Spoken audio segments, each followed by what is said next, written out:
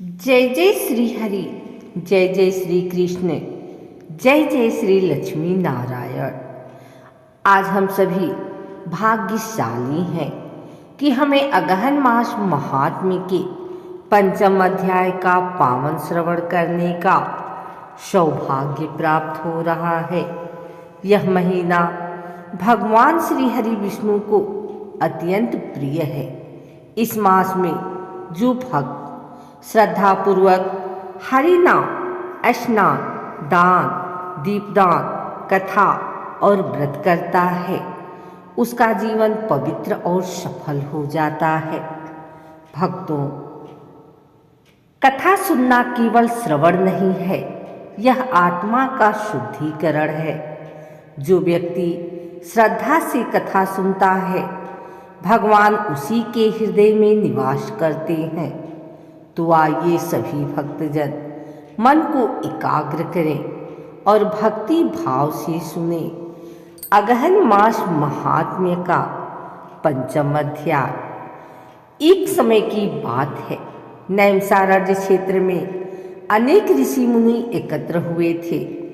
वे सभी महर्षि सूत जी से विनम्र होकर बोले, हे सूत जी, आपने कार्तिक और मार्गशीर्ष मास की महिमा का अद्भुत वर्णन किया है। अब कृपया बताइए कि अगहन मास में कौन कौन से कर्म करने से मनुष्य भगवान विष्णु की कृपा का पात्र बनता है। सूत जी ने विनम्र भाव से कहा, हे मुनिवरों, अगहन मास भगवान श्री हरि को अत्यंत प्रिय है। इस मास में जो भी भक्त एक बार भी गोविंद, माधव, दामोदर नाम ले लेता है, वह जन्म मरण के चक्र से मुक्त हो जाता है। इस मास की महिमा सुनने मात्र से ही पाप नष्ट हो जाते हैं।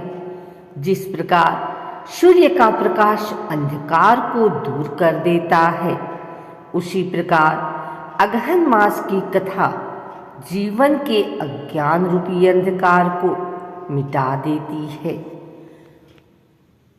भगवान श्री कृष्ण ने गीता में अर्जुन से कहा था, हे पार्थ, अगहन मास में जो भक्त सुबह उठकर स्नान करता है, दीप जलाता है और किसी ब्राह्मण या भूखे को अन्न देता है, वह मेरे परम धाम को प्राप्त करता है। अर्जुन ने पूछा, हे माधव, क्या केवल स्नान और दीपदान से ही मोक्ष प्राप्त हो जाता है? भगवान मुस्कुराए और बोले, हे धनंजय, केवल कर्म से नहीं, भाव से मुक्ति मिलती है। यदि कोई व्यक्ति अगहन मास में श्रद्धा और भक्ति से दीप जलाता है, तो वह दीप उसके पाप रूपी अंधकार को नष्ट कर देता है। नारद मुनि ने एक बार भगवान से पूछा, हे प्रभु, यदि कोई व्यक्ति अगहन मास में केवल एक दीप जलाए तो क्या उसे कोई फल मिलता है? भगवान बोले, हे नारद, वह एक दीप अनंत दीपों के समान फल देता है। जो व्यक्ति अगहन मास की रातों में दीप जलाता है, उसके घर में लक्ष्मी सदा निवास करती हैं, उसका मन निर्मल हो जाता है और उसके परिवार में कभी दरिद्रता नहीं आती। भगवान ने आगे कहा, हे नारद, इस मास में गृहस्थ को चाहिए कि झूठ न बोले, क्रोध न करे, दूसरों की निंदा न करे और भोजन में सात्विकता रखे। सुबह उठकर स्नान के बाद तुलसी पर जल चढ़ाकर ओम नमो नारायणाय का जप करे। फिर किसी ब्राह्मण या गरीब को अन्न दान दे। जो ऐसा करता है, वह मेरे धाम को प्राप्त होता है। अगहन मास में तेल, अन्न, वस्त्र, दीप और भूमि का दान सबसे श्रेष्ठ कहा गया है। जो व्यक्ति इस मास में ब्राह्मणों को तिल और अन्न देता है, उसे 10 यज्ञों के समान फल प्राप्त होता है। एक पुरानी कथा आती है, राजा सूरत की कथा। एक समय सूरत नामक राजा था। वह धर्मात्मा था, परंतु उसका राज्य शत्रुओं ने छीन लिया। राजा दुखी होकर वन में चला गया। वह निराश होकर एक साधु के पास आ पहुंचा और बोला, गुरुदेव, मैंने बहुत दान और यज्ञ किए, फिर भी मेरा राज्य चला गया। कृपया बताइए, कौन सा कर्म मुझे फिर से सुख और शांति देगा। साधु ने कहा, राजन, यह अगहन मास चल रहा है। यदि तुम इस मास में हरि नाम लो, गरीबों को अन्न और वस्त्र दो, तो तुम्हारे सभी कष्ट मिट जाएंगे। राजा ने वही किया।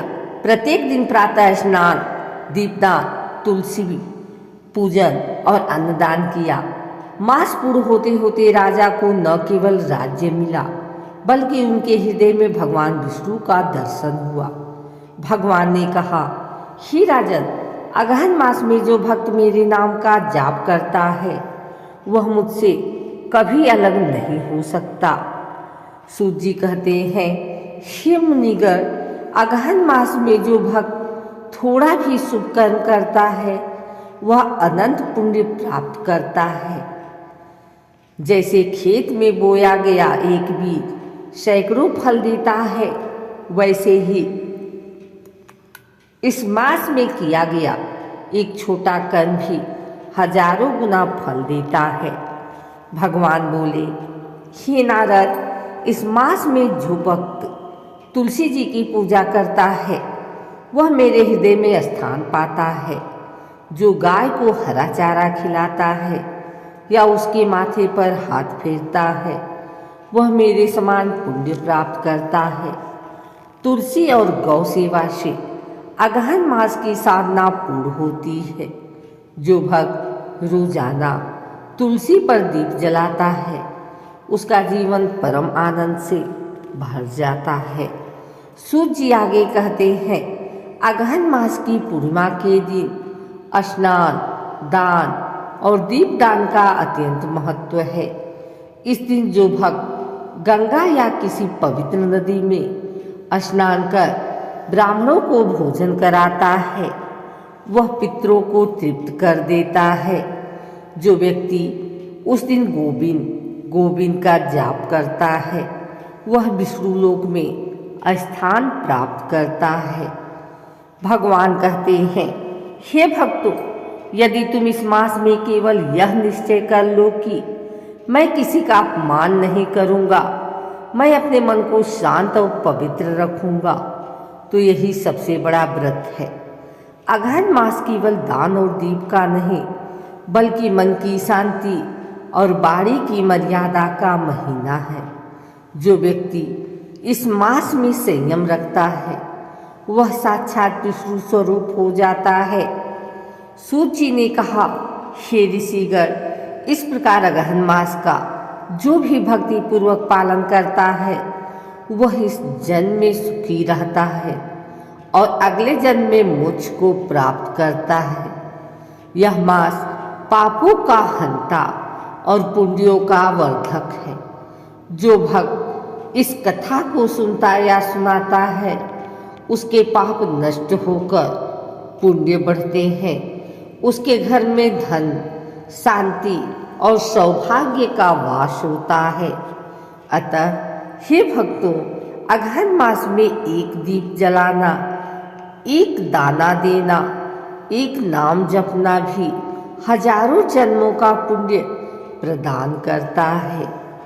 आइए सब मिलकर कहें, हरि नाम संकीर्तन की जय।